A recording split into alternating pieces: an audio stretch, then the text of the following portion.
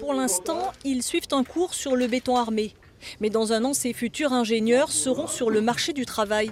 Beaucoup se sont déjà projetés et ils ont déjà quelques idées sur leur attente, notamment sur l'éventail des compétences. Pouvoir basculer facilement du bureau structure, vers le bureau études, vers les études de prix, vers les méthodes. Justement, pouvoir bouger, c'est-à-dire rentrer aussi dans les bureaux, revenir sur le chantier, enfin évoluer dans les secteurs. Un peu d'études de prix, un peu de chantier, etc. Comme ça nous permet d'être plus complet dans notre carrière et être plus complet dans nos compétences aussi. Il y a évidemment des préoccupations d'ordre salarial, mais pour certains, ce n'est pas un critère déterminant. Le salaire, c'est important, on y pense. Je pense pas qu'il y ait de vraies variations entre les entreprises, donc c'est surtout l'ambiance et qu'est-ce qu'on en retire.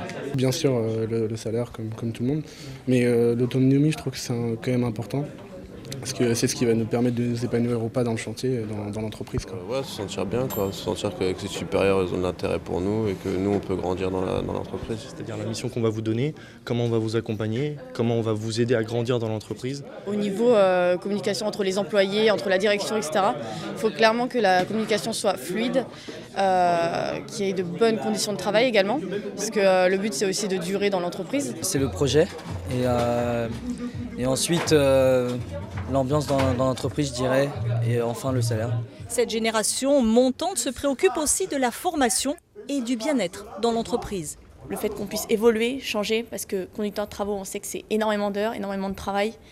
Et je pense qu'il y a un moment, si on veut fonder une famille ou quoi que ce soit, pour homme ou femme, que ce soit pareil, on aimerait bien avoir moins de travail pour pouvoir s'occuper de sa famille.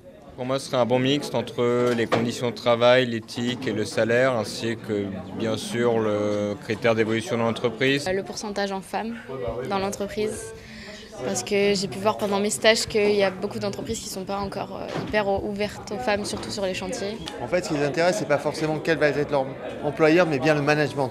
C'est-à-dire comment ils vont s'intégrer dans une structure, quel type de structure, quel type opérationnel et quelle position ils vont avoir. En fait, plus que la marque, c'est surtout la qualité de vie.